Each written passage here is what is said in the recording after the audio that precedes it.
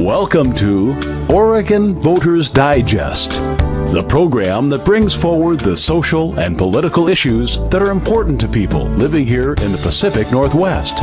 And now, your host, Bruce Broussard.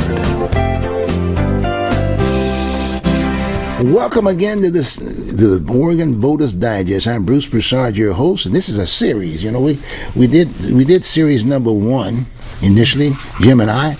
Jim Spears, here he is, right here with me, and we've been basically kind of setting it up. We did the first series. We talked a little bit about an organization, the parade aspect of it, and this parade is going to happen after the election.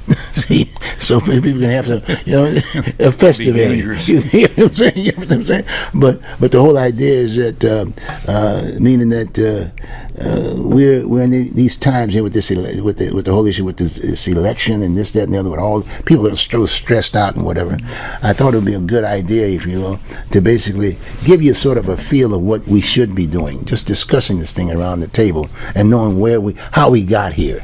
How we got here is very, very important. So that's what we've been doing. So we're just going to jump right back to Jim. And if you didn't see the first one, then go to YouTube and get the first part of it. You can go to YouTube and get series number 1 with reference to Jim, and then now we're going to be doing 2, and we're going to continue on where we had the conversation. And we were just basically on again, we're kind of like getting now to the point, using as an example this new form of government here in the city of Portland. And it's having an effect. So we're talking now about Portland. We're bringing it back to Portland. We're not getting into the national politics. If we have some time in this series, we'll do it. If not that, we'll have another series. We'll have another piece. But right now, we're just going to kind of just focus on now. We're talking about Portland, but we're going to continue on with the direction that Jim was talking to, and we'll just go in there for that. Welcome back, buddy. I'm happy to be here. Sounds great. My pleasure. Let's see. Where did we stop off? We stopped off. We were just talking briefly about, or completely about, like you were saying, Portland issues or local issues, trying to rein it in to keep it here. And what virtually every person running for office currently is focusing on, or what we hear about, major issues of the cost of living, of homelessness, of crime, of drug abuse, and all these things that is a part of everybody's campaign. And my observation and indicating, I don't have an answer that I'm sure everyone would agree with. But those are issues that are on the forefront of people running for office. Right. And their concerns, because the citizenry is concerned, and I think citizens want to gravitate to someone, and this is my observation, who again can say, please, time out. We'll one of you in this group, will you distinguish yourself different? I don't want to hear a reshuffling of the deck, and Mm-hmm. we're going to do what we have done for 40 or 50 years that hasn't worked. Right. Now, having said that, I understand. No matter what, I mean, if we isolate homousness or drug, there's always been homeless. There's always been drug abuse. There is no 100% solution. You're not going to get that. But they all come here. But remember, that's what we were talking about. So we got you still have the reindeer up there. Come to Portland, right? I mean, it's lighted up. They refurbished it, right? You got me? Come to Portland. Bring these issues to Portland, Oregon. I was want to make sure I threw that on the table, because you were talking to that by getting those vouchers. Remember, getting the vouchers. No, it was common, and it's not as publicly acknowledged, Ryan, but a number of major cities throughout the country have rounded up or gathered some of their homeless and given them one-way tickets to Portland, Oregon, and spending cash. And it's a very attractive incentive, because Portland is one of, if not the premier place to go to if you're homeless. Or sanctuary cities is another way, because they have every state in the union sort of come here. Sanctuary city, which is almost a bastardization of the word. Like I said, there's a lot of words that scare me right now. Sanctuary and progressive are two of them, but as I was mentioned previously, I was commissioned, or I was approached by a newspaper here locally a number of years ago, and to finish up, or there was a groups of people, overlapping peoples from Portland State and from different areas, some public, some private, and some from the papers themselves, that were going, we need to get a really concise idea of what are the problems with homelessness, and they want me then to put together, encapsulate what the findings are, and so you've got 8 or 10 different overlapping bureaucracies going forward to say we're going to look for the root causes for homelessness. It's like, my first observation, I think, I wasn't out with them, but my purpose was to write their findings. And so my first observation is, why do you need 10 different organizations to go out? What's wrong with just 2 to go out and interview homeless? Well, after about, probably 10 days, around that we come in and we're going to present our findings, and then I'm going to have to put this together and make it readable. Well, one of the findings was that the bulk of the people who were interviewed were not from Portland, but they're from out of state, and they were going, "Why are you here?" And they were going, "Why wouldn't we be? It's the best place in the country to be. Are you crazy? Why would you want me to go back to Nashville? Are you nuts? And they're going to want me to work, and the police arrest me there. Here, the police give me food." It's like, this is great. And so then, additionally, we're so many people running for office think, one way to combat the homelessness issue is we're going to build our way out of this. We're going to make little communities, housing. And so in discussion with people who are homeless, they're going, well, let me ask you, if these locations you're suggesting that I might be able to move into, where there be rules and regulations like curfews? Well, I'll be able to drink cheap wine and shoot up my heroin, would I? And they go, well, no, there's going to be clean and sober, and we're going to help you out. And they go, well, listen, I'm not going there. That's not helping me. I don't want to go there. Why would I do that? I have all these great amenities right here on the street. Yeah, it gets cold and wet, but overall it's not bad. And I can go indoors. I can go to different church groups who help me. I can go inside, and it's.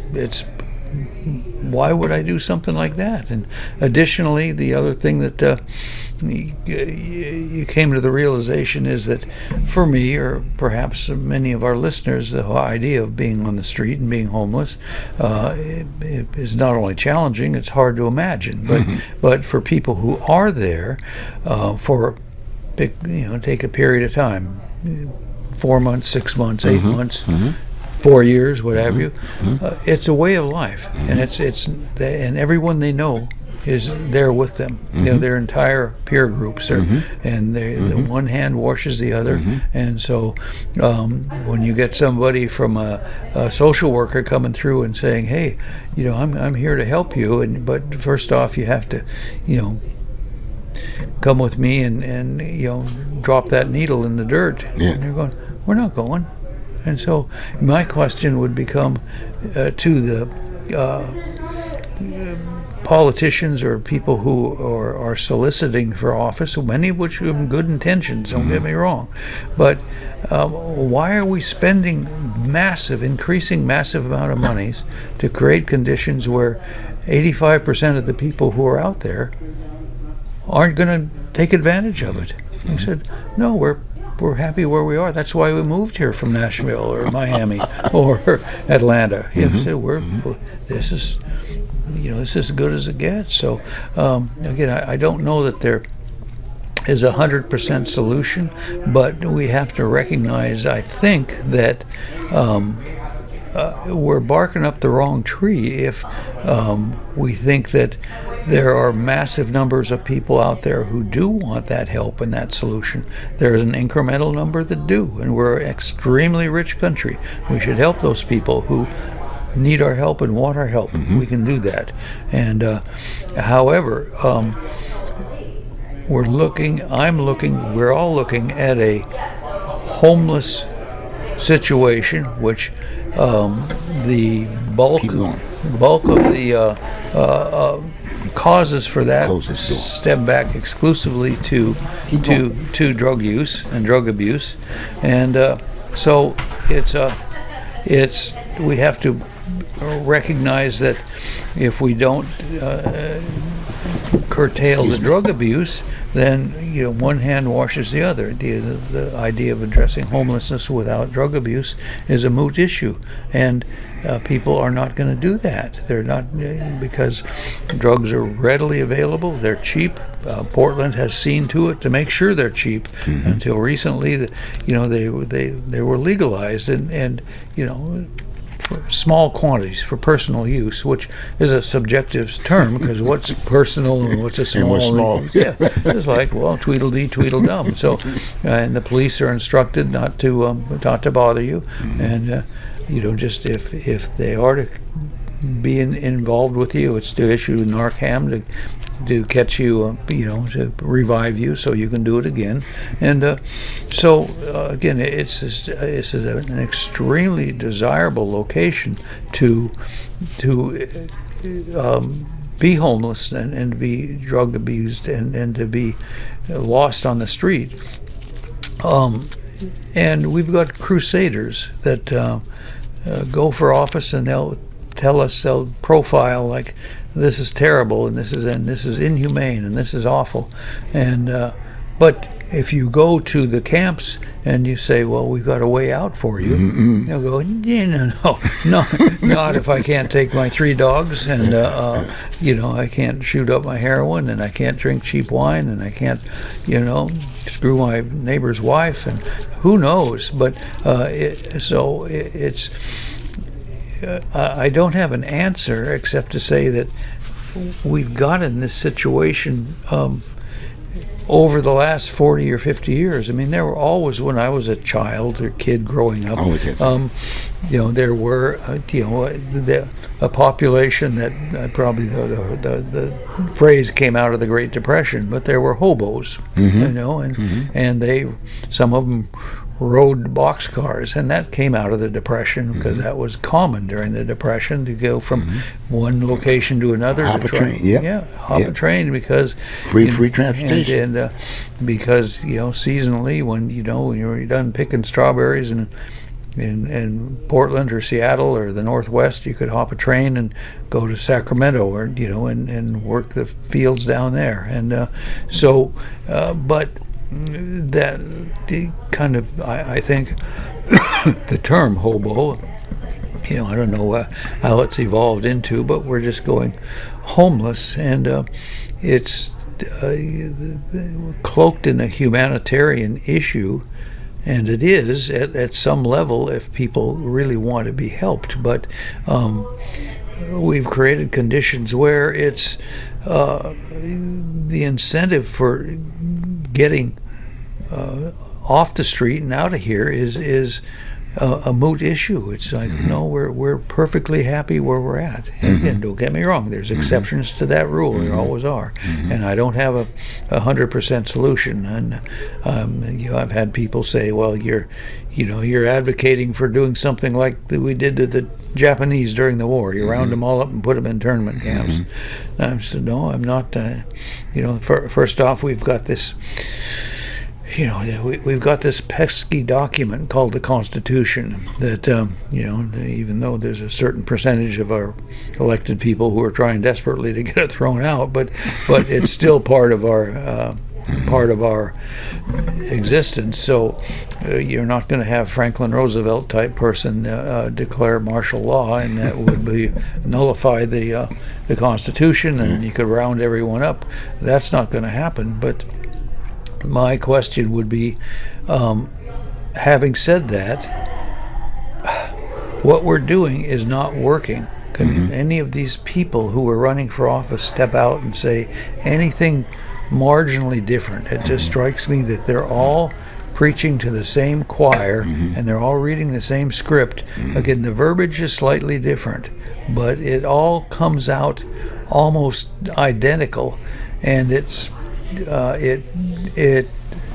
is bothersome because we as citizens can see. We've got eyes and ears.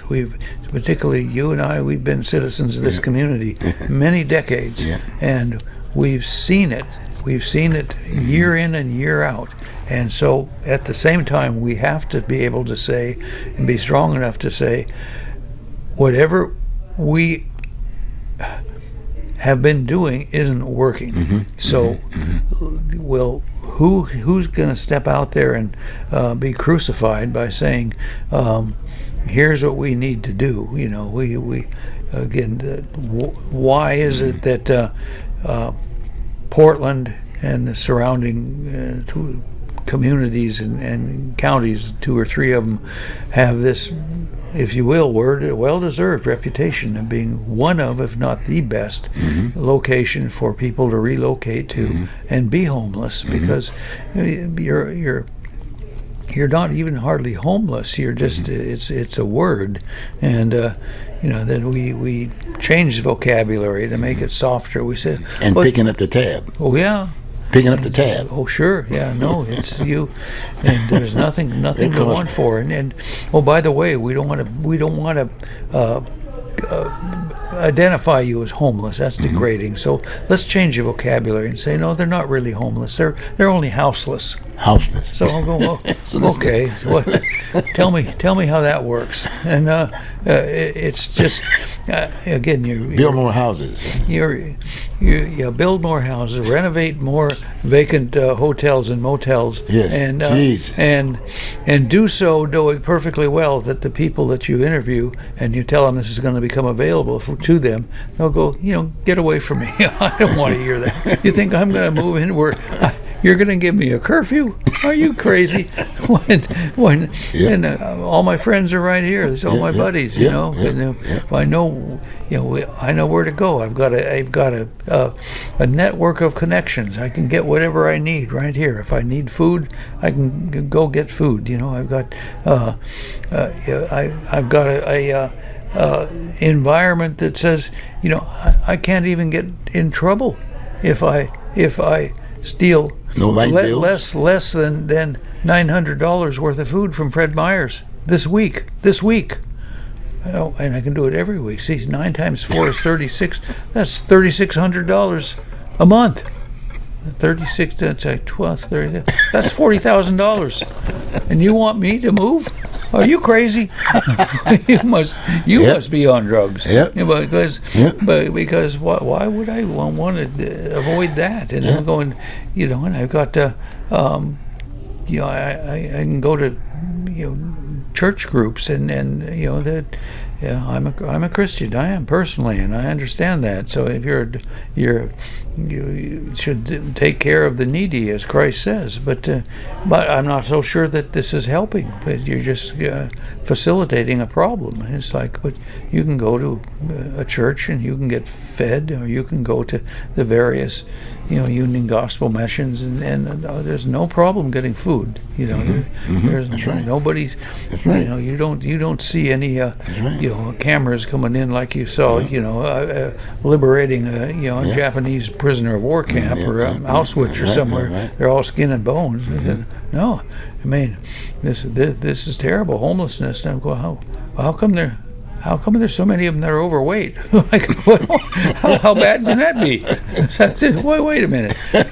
Something wrong with it. Yeah, With that picture. But again, I don't have any answers. But it's not productive to run on the same platform year in and year out when you can, again, look with your eyes and you can hear with your ears and say, this is not working.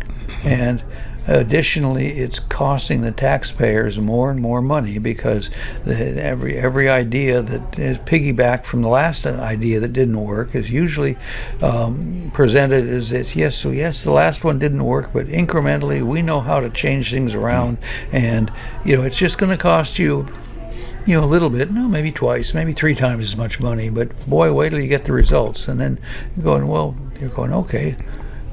But they've lost their home by that time. Yeah. I'm going, okay, I've got time. Show me the results. I can show you 50 years worth of results, and they're inversely proportional to what you're telling me. Mm-hmm. This isn't what is happening. And I just think that if you, as I mentioned in the last segment, if you're out there, and I'm being redundant here, so and I'm quoting one of the most repeated lines from the old Kevin Costner movie, The Field of Dreams, where he said, he was told, build it and they will come. And they came out of the cornfield, shoeless Joe Jackson and Babe Ruth and the variety of dead baseball players. Well, when you tell the entire country that this is the most desirable place to go to facilitate and enhance that lifestyle, then come here and go, oh my gosh, what are we going to do? How do we solve this? Well, you're avoiding the issue. It's again, there's no 100% solution, but let's talk a little bit about any thoughts as a result of we've both been exposed to this whole situation for quite some time, like you said. I mean, from our media standpoint, so to speak, and so we got a new form of government here now. We've increased, and in thinking about Portland, Oregon, we've increased the numbers of so-called representatives that are supposed to be employees of ours, right? Employees to the taxpayers. That's what the that's basically, you know what I'm saying. So we've got 12 commissioners. We've districtized the city. The first time we've districtized the city. We've got 3 commissioners or 3 city councilmen, however you want. You got 3 representatives for each district, right? You got me? I believe so. Yeah. The largest district happens to be 2. Yeah, our district, 2. And when you think about all of that publicity that we're getting, most of it is just focusing really in the number 2.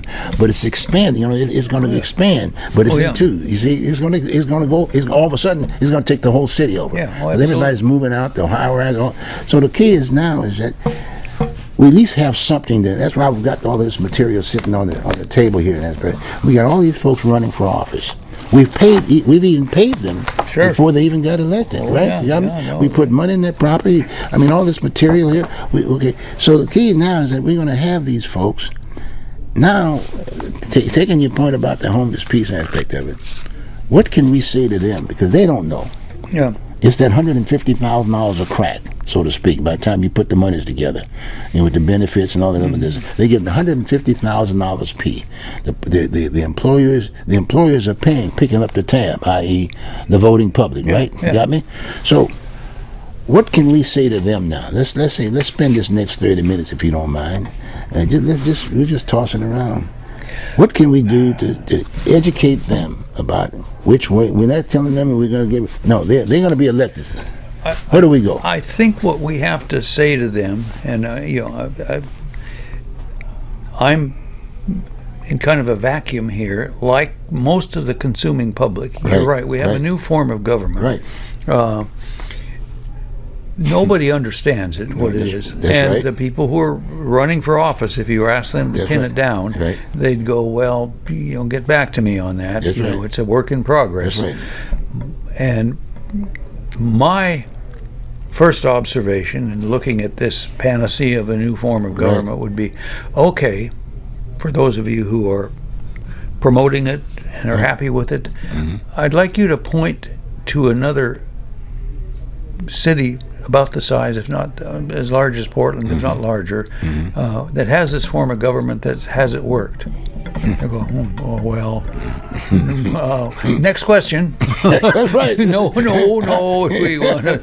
That's you do that right next. Picking the fly shit out of the pepper. Right. No. Screwing around with my check now. You're messing around with my money. So I'm going, okay, so I don't know how this is supposed to work. You guys don't know how this is supposed to work, but you're seeing an opportunity to suck on that citizen's tit, making some money, and you're looking like you can jumpstart this to higher office.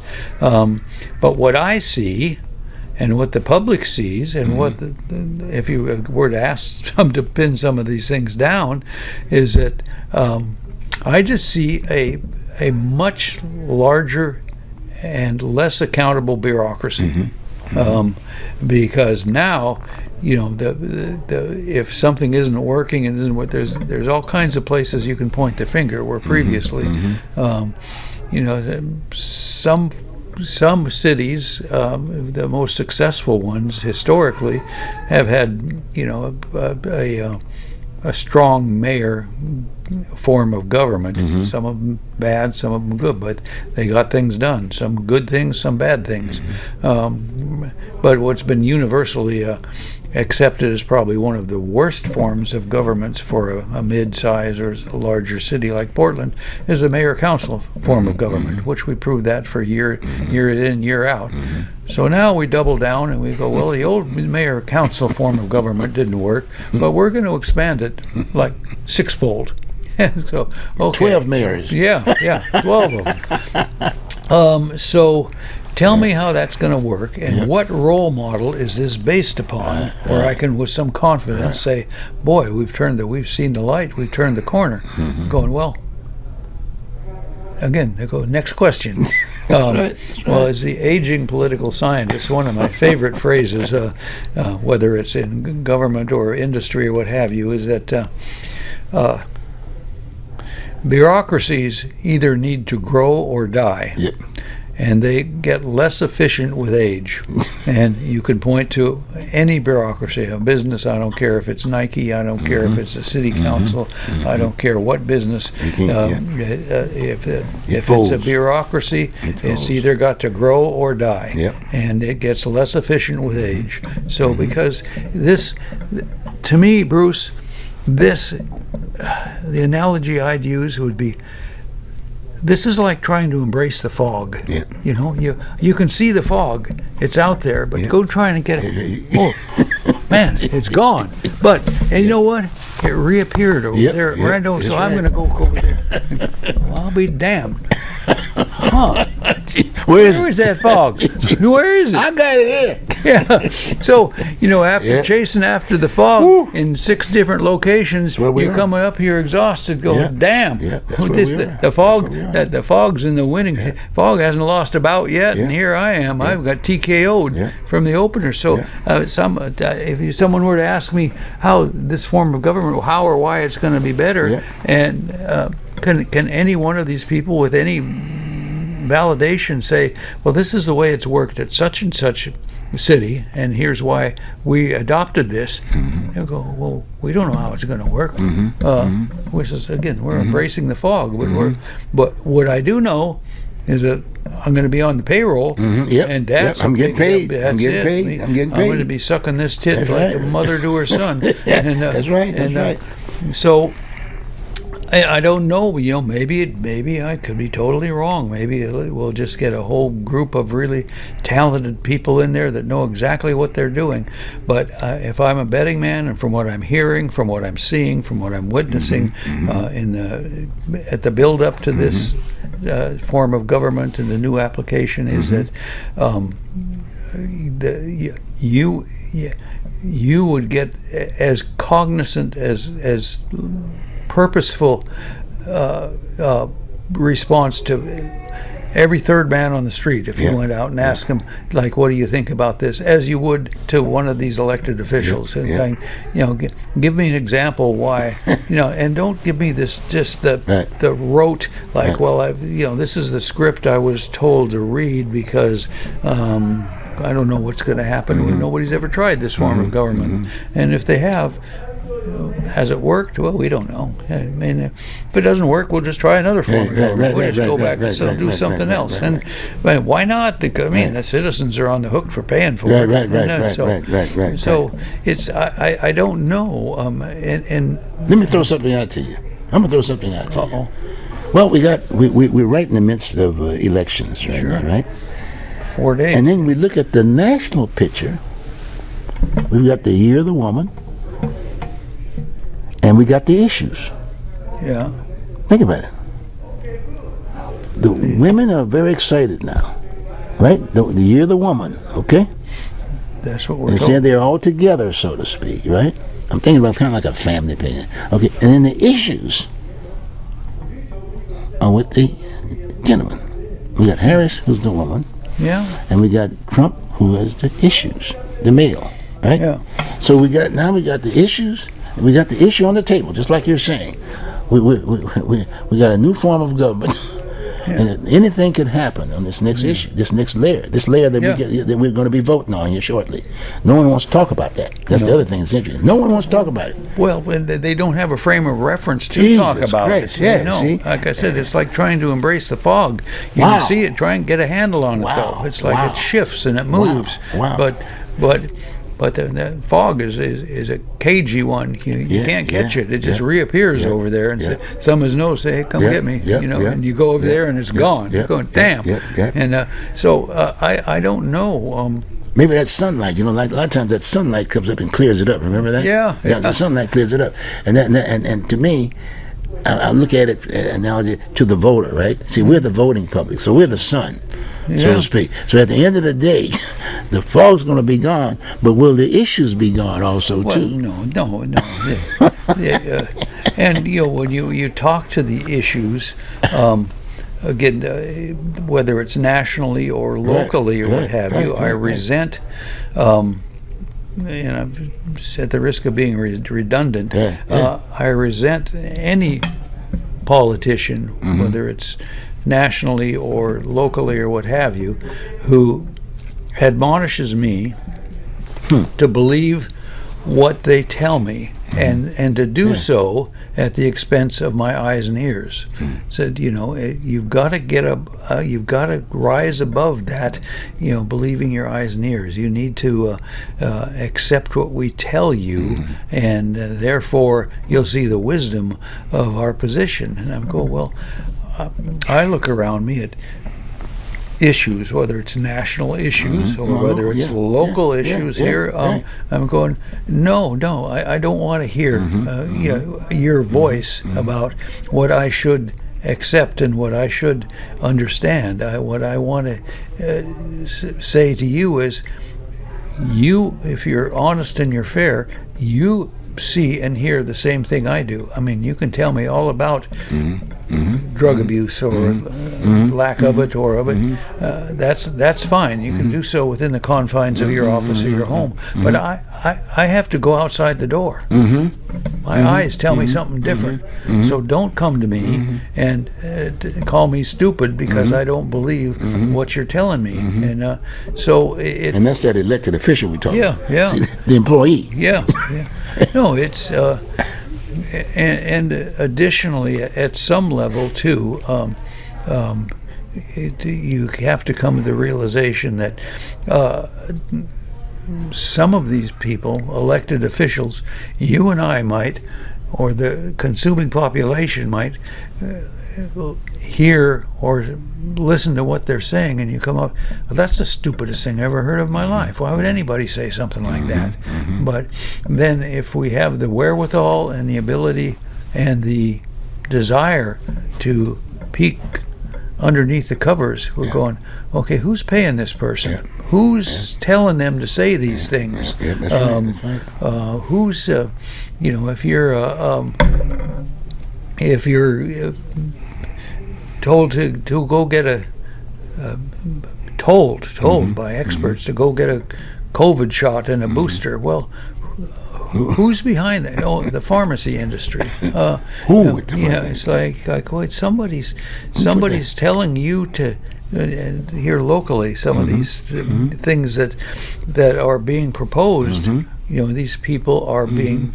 You want me to fund your campaign? Here's the script. Go out and say this. Doesn't have to make sense, but if we get our way, then we'll get matching funds, and you'll get more money, and you never know. You'll get public exposure. You get name exposure. It's name recognition, and this could be just a starting point. Who knows? You could be you could be the next governor of the state of Oregon just because you pull the wool over everyone's eyes and then tell them to, hey, just forget about what you're seeing and what you're hearing. That that's the problem.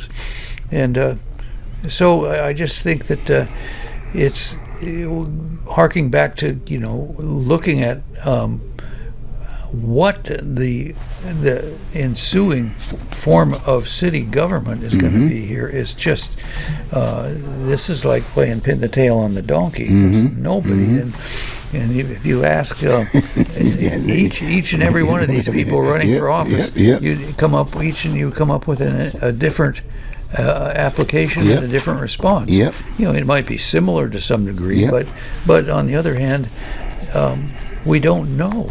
And so all we know for sure is the existing structure in Portland has been witness to and been involved with a decline in the livability of the city. It's gotten more expensive, and it's less opportunity, and we can go, to downtown Portland is like a ghost town. You can't get anybody to go down there, and you can't blame them. Nobody wants to go down. Get ready to put homeless there. Yeah, it's like, you can't. You can't. You couldn't pay a person to go down there when the sun goes down. That's right. That's right. So how did that happen? Well, they all point different ways, and they go. But so what's the remedy to this? And I think their position is that you're going to have to wait and see. You're going to have to wait until this new form of government comes into place, and then we'll tell you later how it's going. I just don't know. Accepting. Well, on that note, and this is kind of like it's not an endorsement per se, as opposed to just look at the facts of all this material that we got in front of us. We look at the folks who've had experience and the folks who haven't had experience. Those folks who had an idea and are running for the first time. You know what I mean? And in many ways, they may not have any background on the issues. But they're right about in our society. You can run for government. For anything. But the bottom line, we got two sets of individuals here that are running now. The ones who've had at least some exposure, meaning that they found out that, hey, look here, I couldn't deal with the issue, but I'm gonna train. I'm in boot camp now. I'm gonna learn what's going, as you say, and then we'll just continue on. I'm not out of boot camp yet, so I got to run the next time around. I'm just using that analogy. So thinking about the city of Portland aspect of it, you look at the mayoral race, and I'm looking at those candidates. And I'm sitting up here saying, well, you had some folks who have been there as city councils. So they were aware with it there. But then you got, of that whole group, there's one entity that hasn't been involved in that process. and I'm throw some names out. Keith Wilson was the one that's running for mayor. Businessman, I mean, born here, raised here. You got some of that. But then you look at the rest of the group. They've been in city council, and then they've got a lot of baggage. Yeah, a lot of baggage. So the thing is that you ask yourself the question: well, which entity should we identify with? That entity that's there for the first time around, that has some background, or if not, the folks who already participated and have no solutions. So my thought was, I'm throwing that out to say that hey, it looked like to me that we need a leader. We need a CO. We need a CO, and I'm looking at what we've got. We don't have now. Wheeler, on the other hand, he's been there 8 years, so he's OJT. He's graduating from boot camp to a certain degree, but guess what? He's out. He's looking over his shoulders, and I can't get out fast enough. That's right. And in all due respect, I'll even say it to him. Hey, go back and get your family. You know what I mean? And raise the kid up. You know what I mean? And enjoy yourself. You know what I'm saying? Yeah. But this is not your hit, right? Because he wanted to be governor at one point in time, way back when. I know that. No. And I remember when I interviewed him for the first time when he ran for county chair. You got me? Oh, yeah. And I helped him out, so to speak, because he didn't have any background, right?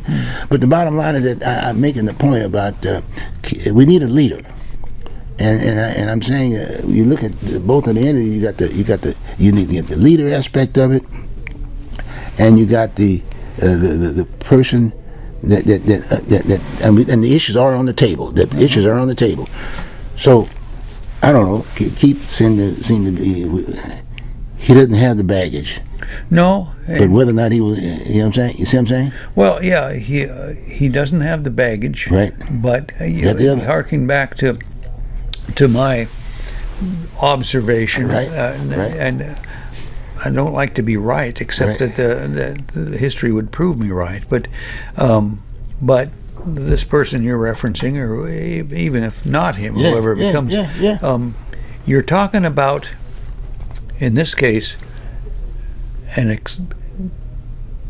largely expanded bureaucracy. And so there's the right hand, left hand. Nobody knows for sure how this is supposed to work, if it's supposed to work. They can't point to another location, another urban area, and say we're going to do a cookie cutter of this place, and because this worked really this really worked well here, so we're going to just get some references, we're going to get some guidance, and we're going to just replicate this place because it's been done successfully. Well, we can't say that.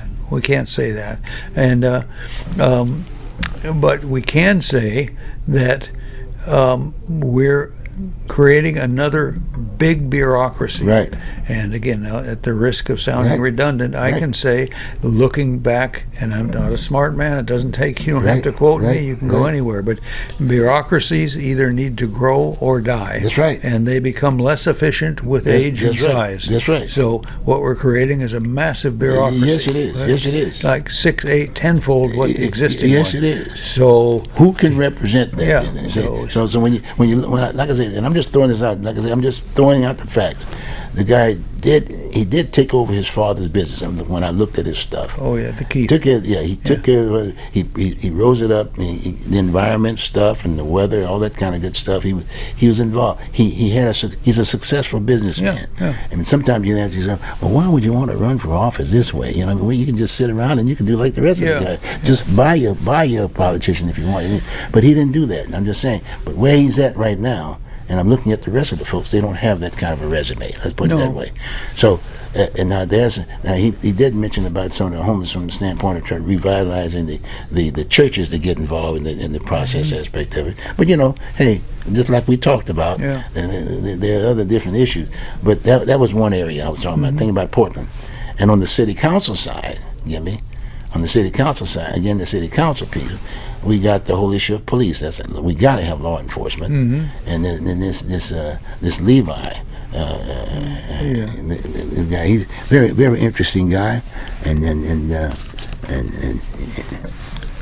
Let's see. Here we go, right there. Yeah. Eli Arnold. Yeah. Okay, Portland police aspect of it, and when you look at his background, again, he's police, but he'll be a city council person, and we need leadership even in the police department. Sure. Certainly, the chief should be with his troops. We're familiar with that, and you think, well, but on the other hand, he'll be a city council person. He'll be part of the 12. Yeah. So when they start talking about law enforcement and this, that, and the other, he's the definition. He has the background, so to speak.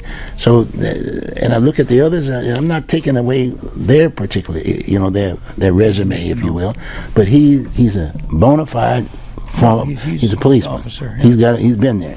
So I could see him being a representative for the entire city at the time. Too. See what I'm saying? And so that's another entity, and then you think about that particular piece, and then you think about another entity. When I look at all of the politicians that were running, I look at all the politicians, right? And there was only one guy there that really had quite a bit of background. When I think about Vera Katz, and Vera Katz taking this young stud right into the deal, and he got that exposure. He got this, all kinds of stuff, this, that, and the other. And in all due respect, old Sam here, he's been around. Yeah. And he had a bump in the road, an aspect of it, but his personal deal, that's his business. You know what I'm saying? But the fact that he did go through the system, as far as I'm saying, he went through the system say, okay, fine, that's it. Next. I'm focusing on the issues. See? Yeah. And even though so I'm just saying, and then like I said, and then where he came up in, and when I think about the St. John's area, that was his domicile. See what I'm saying? So he's very familiar with that kind of a piece. So when I look at all of the folks that are running, and I'm not taking anything away from anybody. I've run for office for 20 years or so. But I was only interested. I understood the difference between a primary and being in that seat. I liked the idea of being in that primary because I had folks around me when I was talking. Just like we're doing here, right? Sure. You got me? That's what we're doing right now. So I said, well, okay, fine. Well, as far as I'm concerned, here's the guy who would be good because he's been there. He's not going to be the guy that's going to be sitting with the 12 not saying anything. He's going to say something at the group meeting. Okay, got me? Yeah. And then maybe out of some of the areas that we just talked about, we have some sense of an organized effort for this new form of government, because I don't see anything else. That's the only thing I can see. I'm just trying to look at it from the standpoint, at the end of the day, I only have a few more good years. I want to be around. A few good years. But going in this thing totally disorganized. If we just had, if those individuals were out of that whole situation, we would have a problem. I think. Again, we'd be still tight. People would be divided, and this. Then we got the national concerns, and that's why that's why I threw that other piece out from the standpoint that, hey, the women's at the table now. You know what I mean? I do know my mom when she was there, and I knew my dad. You know what I'm saying? I mean, Dad has always been the lead guy, bringing in the money, and then she basically keeps us all organized. Well, now she's at the table. Now she's at the table. Well, she's based on. During that particular time, and now it's a little different. It's different. No, it's a different world. But here locally, I think that however this form of government takes place, we are going to need some just tough leadership, and it's not going to be well received in the sense that again, it's a bureaucracy, so there's going to be infighting, and I just I don't know what the outcome is going to be, but I tend to agree with you in the sense that we need somebody in there who's at least had some experience that I like the police officer, although he's had no experience politically, but he has been a police officer, and what he's seen, I'm confident I can say with some credibility of what he sees in a given week is something that the consuming public seldom if ever sees in a lifetime. So he can deal with reality again. Yes, He can yes. say, going back to my Yes. he can say, your words, your Yes. philosophy, Yes. you're quoting something Yes. from Urban Studies 101, and you've been elected for Yes. 12 years, but I see things you Yes. don't. I Yes. see I Yes. see reality. Yes. So Yes. you're talking in hypotheticals Yes. here. Yes. You're telling me that we homelessness. Yes. The paper that I did this for. It's I got people who say the answer is we got to build more homeless. We've got to build our way out of this. Yeah, no. But the reality is, you go to the homeless population, they go, "Where are you going?" Yeah, that's right. That's right. So that's what are right, we that's doing? right, So that's right. you need somebody in there with some pragmatic Right. experience to say that this is the fascinating idea. Mm-hmm. If you want to teach social studies in middle school right, and you right, want to right. read from Right. some social science, Right. urban studies 101, Right. or gender studies 102 or something. But the reality is the street, Yeah. and the reality is that what you're talking about doesn't work. No, no, So no, now you're going to catch some people in a capacity that are not going to want to hear that. That's right. Whose entire experience has come out of academia and out of rote learning and what their peers have said they must do in order to be either compassionate or worldly or knowledgeable, and they'll dismiss some cop on the street like, well, what does he know? Right. He probably doesn't even have an Associate of Arts degree, so he can't know much. Yeah, I'm did going, you- oh, yeah. for heaven's sakes. Yeah. That's the real word. And then think about us being in the Corps. Yeah. How the platoon, how the staff sergeant, the sergeant in charge of the whole group, picked his guide on. Yeah. That's how the guide on. That's how I was picked. I didn't realize it at the time. Yeah. I had ROTC background, so I knew my left from my right Yeah. when I volunteered. So he made me a guide on barrier. Well, we've had this discussion before, and I believe it, however simplistic, Yep. but I am confident that much of whatever's on this table Yeah, here, much geez. of this discussion, you know what, Jesus we want Christ. we want to remedy. Again, there's no 100% solution, but No. you want to Give me fix something. this thing. Today's Saturday, the 2nd of November. That's right. You give me the mayor and whatever 4 or 6 city Yeah. councilmen. Give me a full bird colonel. Yes. And a series of E7 gunnies. Yes. And tell them go to work to Is do it- whatever you need to do to get it done, and come to me next week and tell me how it's working. 'Cause Yes, it won't yes, be, yes, it, yes. it won't be. Yes. It won't be a pleasant discussion, Yes, but right. it'll be well, one. you like I said, you made the statement. That's exactly why we did the 2 shows. Yeah. Got me? And so the elections are next week. Yeah. Got me? And we're just basically sharing with the voting public. They're still confused. Yeah. And they still don't understand that they are still the ones that are in charge. It's supposed to be our government. It's supposed to be a government of the people, by the people, Yeah. and for the people. Yeah. The majority of the people in our country are not behind the back doors making the picks. See? No. We got to get involved, and you can with that vote. Yeah. But at the same time, make sure you look at the facts. Go beyond just looking at this material that you're picking up. If you can, but if you can see something that maybe something that I don't see. I mean, I'm just giving you my feel of Yeah, where it's all about, and you have too. That's what we've been discussing about. We just wanted to educate that government of the people, by the people, and for the people. Yeah. You are really in charge, but wait, the way we've been maneuvering of late is that we've given just a few to make the decisions. And Well, media's right wrong. But I'm just looking at and this is just something that is just unique to everybody that's running. That it's supposed to get your attention, except it's so redundant. Right. It says right here, it's time for a different approach. Yeah, right. Well, that's a fascinating sentence, but you have to finish the sentence Yes. and say, okay, different approach how?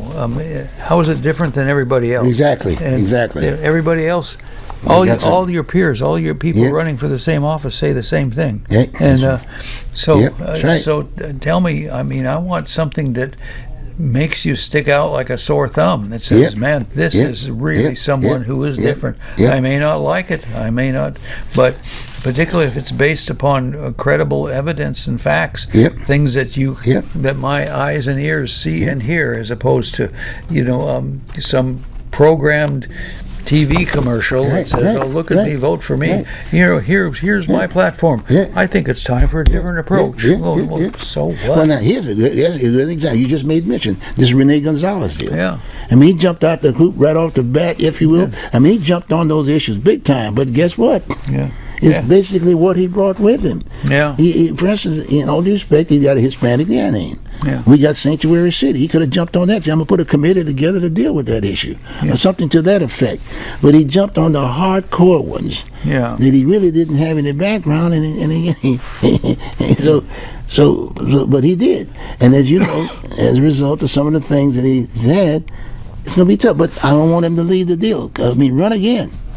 Run later on. You know what I mean? A lot of what he's done along the way is going to haunt him. Yeah, that's what I'm saying. Yeah, that's the part, see?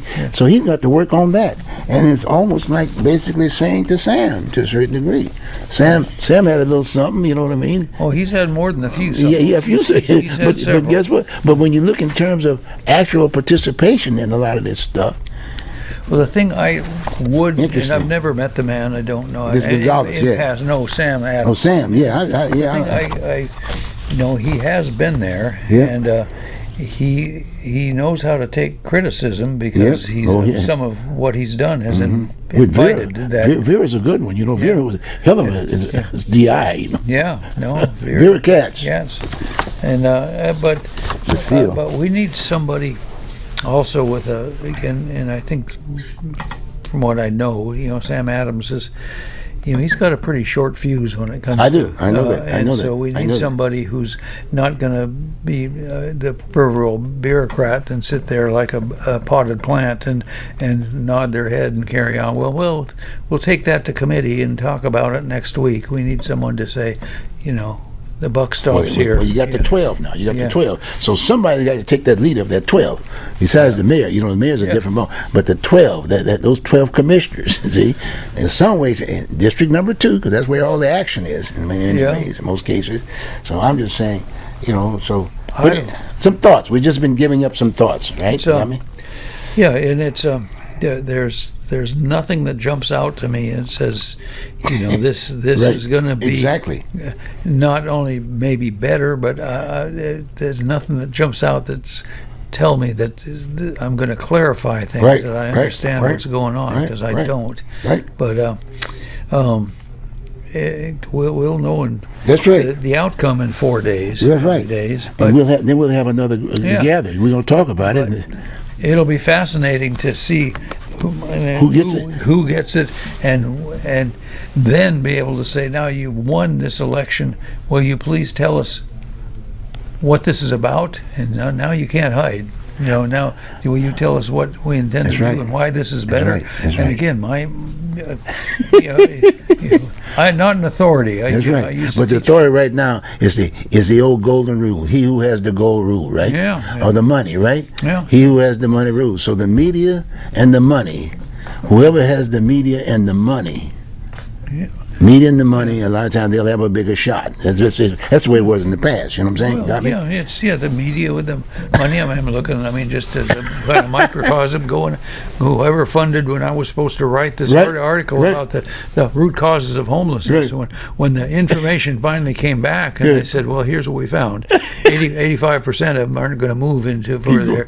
That's 80% of them are on drugs, and 80% of them are not even from Portland. You said it. And the paper I was supposed to write this for said, we can't write that. I said, well, that's not. We want you to write what we told you, not what the money said. You're messing with my money. You're in my lane. You're in my money. We didn't want to hear that. Well, hey, here we are. We've given it to you. We've given it to you in two different segments. We may play this segment first before we see the other one. one, but the bottom line, it would be a great deal. Okay, good. Hey, take care, folks. Yep. Do get out and vote. You do have that vote. It's the government of the people, by the people, for the people. And we'll see you next time around when we'll be talking about the results. And where do we go from there? Yeah. Have a good one. Take care. Good job, Jim. Thanks for having me.